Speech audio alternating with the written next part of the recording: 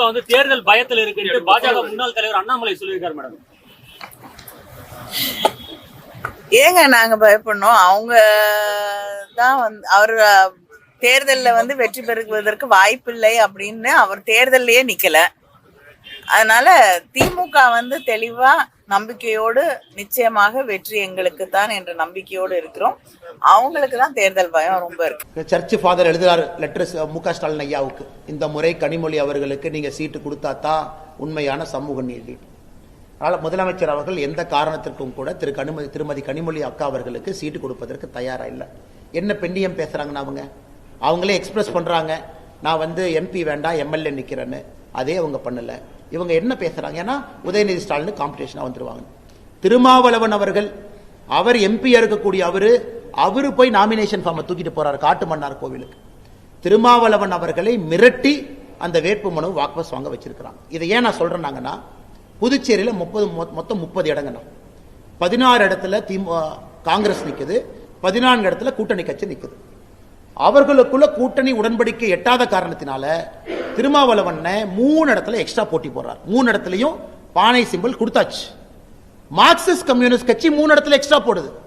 காங்கிரஸ் 6 இடத்துல போட்டி போடுறாங்க.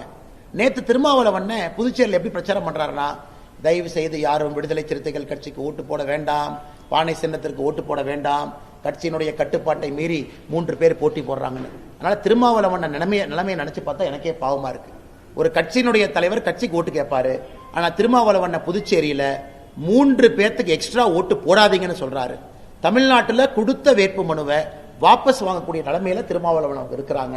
இதுதான் தமிழகத்தினுடைய சமூக நீதி. ஏன்னா இங்க மேடம் இருக்கிறாங்க, ஒரு ஆங்கில பத்திரிகைக்கு திருமாவளவன் அவர்கள் பேட்டி எடுத்த போது என்ன சொன்னாங்க, தமிழ்நாடு அரசியல் களம் மாறுது, கூட்டணி ஆட்சிக்கு வாய்ப்பு இருக்கிற மாதிரி தெரியுது, அப்ப என்னுடைய குரல் அங்க இருந்தா தான் சரியா இருக்கும். அப்ப இவர் என்ன எதிர்பார்த்தாரு, டிஎம்கே மெஜாரிட்டிக்கு வராது, நாமளும் போட்டு எம்எல்ஏ ஆயிக்கலாம், ஒரு கொலிஷன் கவர்மெண்ட் வந்தா ஒரு மினிஸ்டரோ டெப்டி சிஎம் வாங்கிக்கலாம் ஐடியா பண்ணார். இன்னைக்கு திமுக ஏங்க இதெல்லாம் வெளிப்படையா சொல்றீங்க, நம்ம ஆட்சிக்கு வர மாட்டோம் மக்களுக்கு தெரியும், நீங்க எதுக்கு வெளிப்படையா அந்த மாதிரி சொல்றீங்க, அதனால நீங்க வேட்புமனு வாபஸ் வாங்குங்கன்னு அண்ணன் திருமாவளவன் அவர்களை கொச்சைப்படுத்தி இருக்கின்றார்கள், கேவலைப்படுத்தி இருக்கின்றார்கள். தமிழகத்தில் இருக்கக்கூடிய தலித் சமுதாயத்தினுடைய பெருமக்கள் இதை பார்த்து கொண்டிருக்கின்றார்கள். எஸ்சி எஸ்டி சமுதாயத்தினுடைய தலைவர்கள் தொண்டர்கள் பார்த்து கொண்டிருக்கின்றார்கள். அவருடைய தலைவருக்கு நடந்த அநியாயம் இது சமூக நீதிக்கு எதிரானது என்பது எங்களுடைய கருத்து. நான் இங்க தமிழ்நாட்டில் என்னுடைய அரசியல் தொடர்ந்து கொண்டே தான் இருக்கும், அதில் எந்த மாற்று கருத்தும் இல்லைங்கன்னா, இன்னைக்கு இது செய்யணும், மிச்சதெல்லாம் மே 4ஆம் தேதிக்கு பிறகு பேசுவாங்கன்னா, முதல்ல நம்முடைய கூட்டணி ஜெயிக்க வைக்கணும், நம்முடைய தொண்டர்கள் ஜெயிச்சா தானே அரசியல் பண்ண முடியும், இந்த 27 பேரும் ஜெயிச்சா தானே அரசியல் பண்ண முடியும், நம்ம கூட்டணி ஆட்சிக்கு வந்தா தான் அரசியல் பண்ண முடியும். அந்த வேலையை முதல்ல செய்வாங்கன்னா மிச்சதெல்லாம் அப்புறம் பேசுவாங்க. ஆனா அவர் அதை கேட்டே இருந்தார் சார். ஆனா பிரதமரை பொறுத்தவரை தமிழகத்தில் உறுதிப்பட்டிருக்கக்கூடிய டேட் வந்து 15ஆம் தேதி ஏப்ரல் பிரதமர் அவர்கள் கன்னியாகுமரியில் பிரச்சாரம் பண்றாங்க.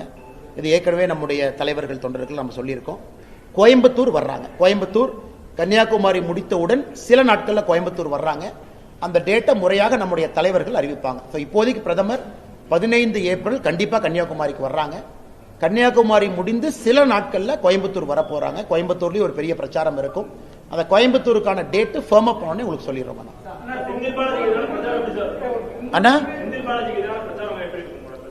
ஆனா கோயம்புத்தூர் மக்கள் வெளியிருந்து வந்து யார் வந்தாலும் ஏத்துக்கிறாங்க, இல்லைன்னா இல்ல, அன்போடு பண்போடு பாசத்தோடு பரிவோடு இந்த மக்களுக்கு சேவை செய்யணும்னு நினைச்சா ஏத்துக்கிறாங்க.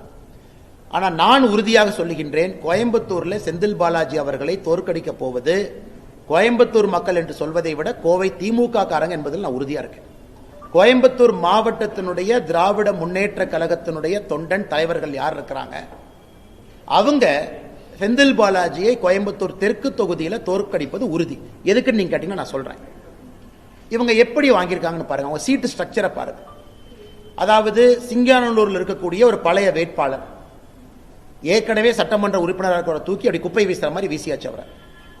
அங்க புதுசா ஒருத்தர் மாவட்ட செயலாளர், அவர் சம்பந்தம் இல்லாம அவரை கொண்டு போய் கோயம்புத்தூர் நார்த், ஏன்னா அவர் கைப்பாவையாக இருக்கின்றார். இவர் சம்பந்தம் இல்லாத கோயம்புத்தூர் சவுத், அப்புறம் சிங்கானல்லூர் கவுண்டபாளையமும் காங்கிரஸ் நீங்க நெல்லுங்க. சோ இதுல இருந்தே அரசியல் தெரிஞ்ச உங்களுக்கும் எனக்கும் எல்லாத்துக்குமே தெரியும் திராவிட முன்னேற்ற கழகத்தினுடைய கேம் இங்க என்ன அப்படின்னு. இன்னைக்கு செந்தில் பாலாஜி என்ன நினைக்கிறாருன்னா, கோயம்புத்தூர்ல அவரு மட்டும் ஜெயிக்கணும், வேற யாரும் ஜெயிக்கக்கூடாது. ஒருவேளை திமுக ஆட்சிக்கு வந்துச்சுன்னா அமைச்சர் அவரு மட்டும் வாங்கிக்கணும், வேற யாருமே போட்டிக்கு இருக்கக்கூடாது. அதனால அவரும் தோற்பார், கோயம்புத்தூரிலும் திராவிட முன்னேற்ற கழகம் தோற்கும்.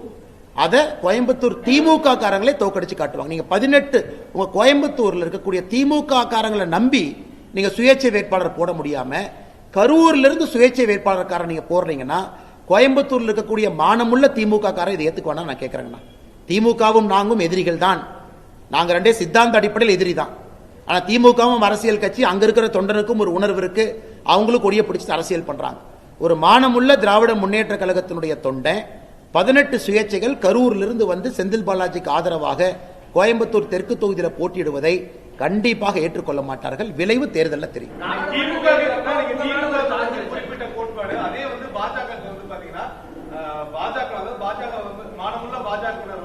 அண்ணாமலைக்கு சீட்டு கொடுக்கல, அவருக்கு ஒரு வாய்ப்பு கொடுக்கல அப்படிங்கிற சமூக வலைதளங்கள்ல அதிகமா எழுதியிருக்காங்க. இதே உணர்வுதான் முன்னாள் மாநில அண்ணா அதுக்கு அண்ணாமலை சீட்டு கேட்டா தானே கொடுப்பாங்க. அண்ணா அதான் உங்களை கிளாரிஃபை பண்றேன். அது பாயிண்ட் இல்லைன்னு. தொண்டர்கள் எல்லோரும் ஒருமித்த கருத்துல ஒன்றாக இருக்கின்றோம். அதுல எது இல்லை. நான் முன்னாடி இருந்து லீடிங் த கேம்பெயின் பண்ணிட்டு இருக்கிறேன். என்னால் முடிஞ்சதை நான் செய்யறேன். எங்களுக்குள்ள எதுவுமே இல்லை. நான் ஸ்பெசிபிக்கா சொன்னதுங்கன்னா அண்ணன் மூத்த பத்திரிகை அண்ணனுக்கே தெரியும். செந்தில் பாலாஜி அவருடைய இந்த அட்டூழியத்தை கோயம்புத்தூர் மாவட்டத்தினுடைய திராவிட முன்னேற்ற கழகம் ஏற்றுக்கொள்ளுமாங்கிற கேள்வியை தான் நான் வைக்கிறேன். நீங்களே சைலண்டா திமுக காரங்கிட்ட போய் கேளுங்க, அவங்களே ஏத்துக்க மாட்டாங்க. எப்படி ஏத்துக்குவாங்கண்ணா? எப்படி ஏத்துக்குவாங்க? எல்லாம் வெளியிருந்து கொண்டு வந்து அண்டா குண்டா வெளியிருந்து எல்லாமே வெளியிருந்து குஜராத்ல இருந்து மத்திய பிரதேசல இருந்து ராஜஸ்தான்ல இருந்து சாரி இதெல்லாம் கொண்டு வந்து எல்லாமே வெளியிருந்து. அப்ப கோயம்புத்தூர்ல எதுக்கு ஒரு அரசியல் கட்சி இருக்கணும்? கோயம்புத்தூர் மக்களுக்கு எதுக்கு அவங்க அரசியல் பண்ணணும்? ஆனால் தெளிவாக இருக்கின்றோம். களம் முற்றிலும் மாறிவிட்டது.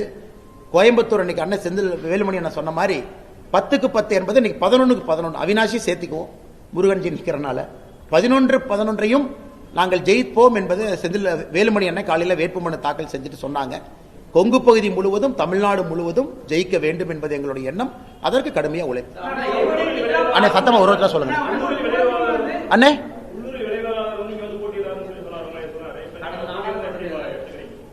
அண்ணா அதான் நான் சொல்றேங்கண்ணா. அதாவது அந்த எப்பவுமே இந்த கிரீக் பிலாசபி படிச்சீங்கன்னாங்கன்னா ஒரு ராஜா வந்து பக்கத்து நாட்டை பிடிப்பான், அப்ப தப்பிச்சுக்குவான்.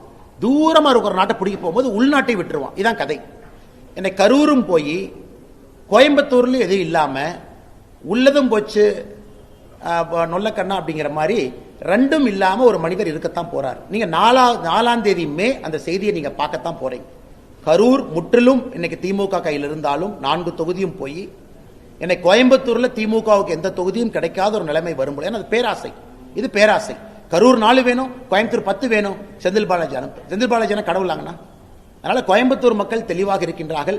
அம்மன் அர்ஜுன் அவர்கள் மிக தரமான ஒரு வேட்பாளர். கோயம்புத்தூர் தெற்கு தொகுதியை பொறுத்தவரை நடந்து வீதி வீதியாக வீடு வீடாக போகக்கூடிய ஒரு வேட்பாளர். அவருக்கு எங்கிட்ட பிடிச்சதே நடந்து போற ஆளுங்கண்ணா, வண்டியை யூஸ் பண்றது இல்லை.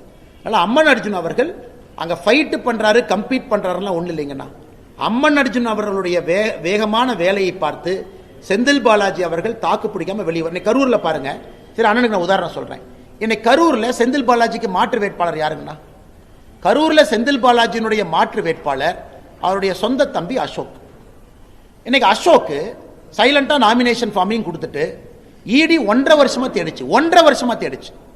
தமிழ்நாடு போலீஸ் 1.5 வருஷமா கோழி அமுக்கிற மாதிரி அமுத்தி வச்சிருந்தாங்க. அவர் வெளியே உள்ள அந்த அடக்கோழி பாத்தீங்கன்னா முட்டை போட்டதுக்கு அப்புறம் கோழி அமுத்தி வைக்கிற மாதிரி எங்கேயோ பதுக்கி வச்சிருந்தாங்க. இன்னைக்கு அவங்களுக்கு அந்த பெயில் கிடைத்த பிறகு செந்தில் பாலாஜியினுடைய சகோதரர் திரு அசோக் கரூர் திராவிட முன்னேற்ற கழகத்தினுடைய வேட்பாளரோடு போறார். ஆனா எங்கேயாவது செந்தில் பாலாஜி சொன்னாரா என்னுடைய சகோதரர் அசோக் வந்து டம்மி கேண்டிடேட் நீங்க சொன்னாரானா? அதனால எனக்கு நாளை நான் கரூரை பார்த்துக்கிட்டு இருக்கேன். ஸோ அபிஷியல் டிஎம்கே கேண்டிடேட்னுடைய வேட்பு மனு நிராகரிக்கப்படுதான்னு நான் பார்த்துக்கிட்டு இருக்கேன். வேணும்னே ஒரு ஃபால்ட்டி டாக்குமெண்ட்டை கொடுத்து நிராகரிக்கப்பட வச்சுட்டு வேற வழி இல்லை டம்மி வேட்பாளர் அசோக் தான், அவரு தான் உதயசூரியன்ல போட்டிடுவாருங்கிற டிராமாவும் கரூர் நடக்கிறதுக்கு வாய்ப்பு இருக்கு. இவ்வளவு சின்னாபின்னமாய் ஜனநாயகத்தை பண்ணிக்கிட்டு இருக்கிறாங்க. இதுல முதலமைச்சரும் உடந்தையா இருக்கிறாங்க. ஏன் டம்மி வேட்பாளர் கரூர்ல ஆளே கிடைக்கலையாங்கண்ணா? டம்மி வேட்பாளர் போடணும் அப்படின்னா கரூர்ல ஆளே இல்லையா? இன்னைக்கு வானதி ஸ்ரீனிவாசன் அக்காக்கு டம்மி வேட்பாளர் போட்டிருக்கோம். யாருங்கண்ணா? கட்சியினுடைய மூத்த தலைவர் ஒருத்தர் அங்க இருக்கிறார். அங்கேயும் செந்தில் பாலாஜியினுடைய சகோதரர் டம்மி வேட்பாளர்.